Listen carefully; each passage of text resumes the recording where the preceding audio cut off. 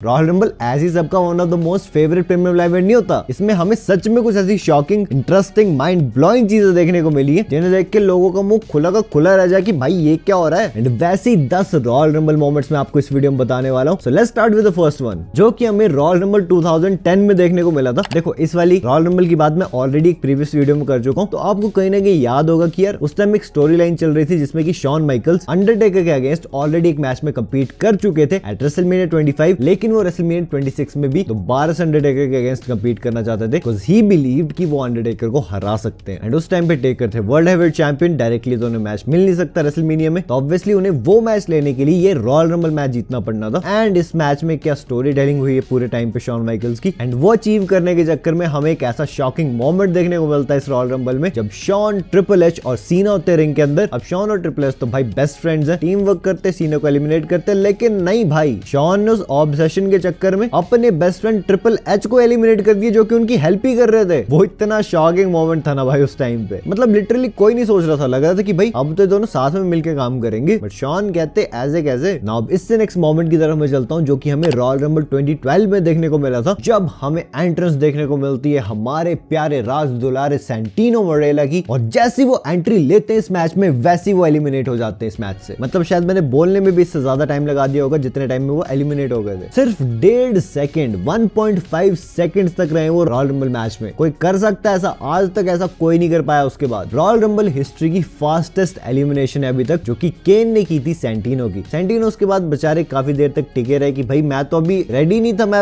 अभी घुसा ही तो था यार, बट अनफॉर्चुनेटली यार कोई भी उनकी बात नहीं माना और उन्हें वापस से पवेलियन में जाना पड़ा। लेकिन यार मोमेंट के तौर पे तो काफी शॉकिंग चीज थी, तो कौन ही सोच रहा होगा उस टाइम पे कि कोई आते ही चला जाएगा। चलो अब इससे नेक्स्ट मोमेंट की तरफ हम चलते हैं जो कि हमें रॉयल रंबल 2008 में देखने को मिला था। This shocking moment was the John Cena's return. I know आप में से काफी सारे लोगों के मन में आ सकता है कि यार रिटर्न्स तो बहुत सारे होते हैं, इसमें ऐसा क्या स्पेशल था। और वैसे भी आपने काफी सारी videos, promos, clips, reels, YouTube shorts, पता नहीं कहां नहीं देख लिया होगा कि इस रिटर्न को बहुत ज्यादा हाईलाइट किया जाता है डब्ल्यूडब्ल्यूई की तरफ से भी और फैंस की तरफ से भी। तो एग्जैक्टली ऐसा है क्यों? तो उसका सिंपल सा रीजन है, जॉन सीना उस टाइम पे डब्ल्यूडब्ल्यूई चैंपियन चल रहे थे और काफी अच्छा रेंज चल रहा था उनका, काफी लंबा रेंज चल रहा था उनका, लेकिन एक इंजरी की वजह से उन्हें ये टाइटल ड्रॉप करनी पड़ी थी, नए फैंस रिलिंक्विश करनी पड़ी थी, और बताया गया था कि उनका रिकवरी टाइम पीरियड होगा 8 से 10 महीनों का शायद। और रॉयल रंबल 2008 जब हो रही थी तब जॉन सीना को गए सिर्फ अभी 2 महीने हुए थे। पता नहीं ऐसे कौन से चमत्कारी ज्योतिष जिन्होंने ऐसा कोई गांजा दिया जॉन सीना को जिससे कि वो 2 महीने में पूरी इंजरी ठीक करके वापस आ गए। भाई एक होता है कि पहले पता लगे कि भाई इंजरी एग्जैक्टली हुई क्या है, वो मिलने के बाद उसकी सर्जरी होगी, सर्जरी के बाद बंदे को रिकवरी टाइम पीरियड लगेगा, रिकवरी के बाद वो वापस से अपनी ट्रेनिंग वगैरह करेगा, फिर वो रेडी होगा कंपीट करने के लिए मैच में। लेकिन सीना तो पता नहीं क्या करके वापस आ गया था उस टाइम पे, कुछ तो इलू टाइप की चीज हुई होगी पक्का। चलो अब इससे नेक्स्ट मोमेंट की तरफ मैं चलता हूं जो कि हमें रॉयल रंबल 2010 में ही देखने को मिला था अगेन, जब हमारे ग्रेट खली रिंग के अंदर होते हैं और उन्हें कोई भी एलिमिनेट नहीं कर पा रहा होता। सब सोचते हैं कि नेक्स्ट मर्द कौन होगा जो कि ये स्टैंड लेगा, बॉल्स दिखाएगा ग्रेट खली को एलिमिनेट करने के लिए। तभी आती है Beth Phoenix. Beth Phoenix men's Royal Rumble match में आ गई भाई। अब आई तो आई, लगा था कि यार अब तो क्या ही होगा, ग्रेट खली इनको भी धक्का मार के नीचे फेंक देंगे, लेकिन नहीं, उन्होंने ऐसा स्टंट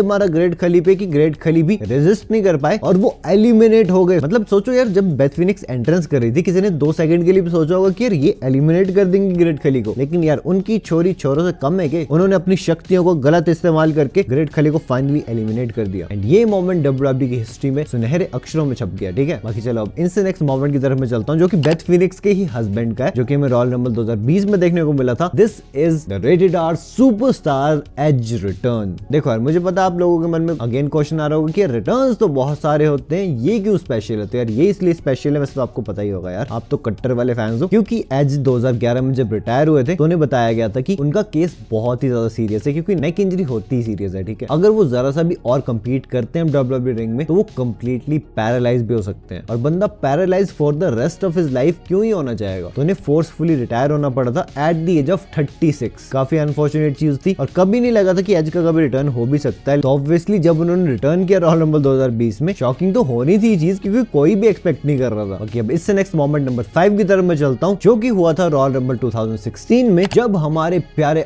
R-Truth एंट्री लेते हैं रॉयल रंबल मैच में। लेकिन एंट्री लेने से बस थोड़ा सा पहले वो रिंग के नीचे घुसते हैं, रिंग के नीचे से निकालते हैं एक बहुत बड़ी लैडर। लगा था कि सबको ऊपर जाके एक एक करके मार मार के गिराएंगे नीचे, लेकिन नहीं, उन्होंने लैडर बीच में लगा दी। फिर से लगा शायद ऊपर चढ़ के किसी पे तो जंप लगाने वाले, लेकिन ऊपर वो चढ़े और वो ढूंढ रहे money in the bank brief case, क्योंकि हमारे प्यारे आर्टरूथ को लगा कि ये money in the bank match चल रहा है। मतलब कोई ऐसा सोच भी कैसे सकता है, प्योर टैलेंट है भाई आर्टरूथ। बाकी चलो अब इससे नेक्स्ट मोमेंट की तरफ मैं चलता हूँ, जो कि हमें तो कहाँ ही देखने को मिला था, हमारे पैदा होने से भी काफी पहले हुआ है। रॉयल रंबल 1998 में जब मिक फॉली अपनी एंट्रेंस करते हैं रॉयल रंबल मैच में, और मिक फॉली अपनी फिर से एंट्रेंस करते हैं रॉयल रंबल मैच में एज मैनकाइंड, और मिक फॉली फिर से एंट्रेंस करते हैं अपनी रॉयल रंबल मैच में एज डूड लव। मतलब उनके 3 कैरेक्टर्स थे उस टाइम पे, और बंदे ने हर एक कैरेक्टर के साथ अलग अलग अपनी एंट्रेंसेस कर ली भाई। अब ये शॉकिंग चीज तो थी, उससे बड़ी शॉकिंग चीज तो ये थी कि भाई तीनों कैरेक्टर्स में एंट्री लेके भी नहीं जीते। ऐसा कमाल का मोमेंट हमें कभी देखने को मिल सकता है? ऑब्वियसली नहीं देखने को मिल सकता भाई कभी। तो चलो अब इससे नेक्स्ट मोमेंट की तरफ मैं चलता हूँ, जो कि हमें रॉयल रंबल 2012 में देखने को मिला था, और ये मोमेंट दिया था हमें कॉफी किंगस्टन ने। देखो कॉफी किंगस्टन के वैसे तो काफी सारे मोमेंट्स रह चुके हैं रॉयल रंबल में, आप सबको पता ही है, लेकिन इस वाले को स्पेशली मैं इसलिए मेंशन कर रहा हूँ क्योंकि ये था वो पहला मोमेंट जब कॉफी किंगस्टन की वो कमाल की सेव्स शुरू हुई थी रॉयल रंबल मैचेस में। और इस वाले में तो उन्होंने कमाल ही कर दिया था, क्योंकि मिज ने ऑलमोस्ट उन्हें एलिमिनेट कर दिया था, लेकिन वो गिरते नहीं है, वो अपने दोनों हाथों पे खड़े हो गए भाई। अब खड़ा तो बंदा चलो ठीक है, होगा उनके हाथों में इतना दम कि उन्होंने अपनी पूरी बॉडी का वेट संभाल लिया, बट सिर्फ इतना ही नहीं, वो अपने हाथों से चले, स्टील स्टेप्स तक गए और वापस से मैच में घुस गए। भाई साहब आज तक ऐसी चीज किसी ने नहीं देखी थी रॉयल रंबल मैच में, जो कि उस टाइम पे कॉफी किंगस्टन ने कर दी थी, और यहीं से उनकी उन सेव्स का सिलसिला भी शुरू हो गया था। ऑब्वियसली इस लिस्ट में आना डिजर्व करता था ये मोमेंट। बाकी अब इससे नेक्स्ट मोमेंट की तरफ मैं चलता हूँ, जो कि हमें रॉयल रंबल 2020 में देखने को मिला था। एक सेकंड, 2020 को 5 साल हो गए? मैं भी बोलने लगा था कि यार अभी 2 साल पहले, 5 साल पहले 2020 में देखने को मिला था, जब हमारे द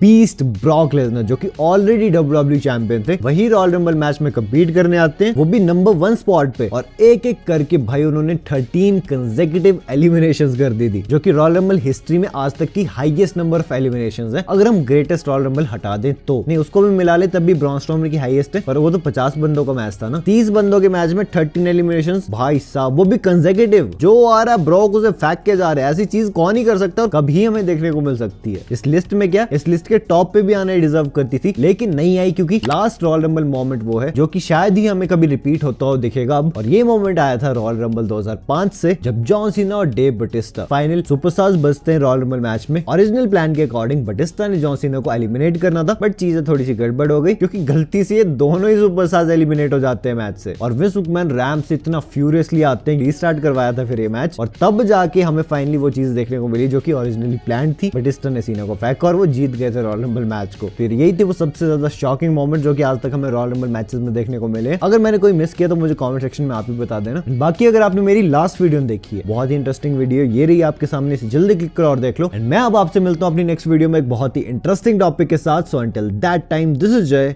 साइनिंग आउट।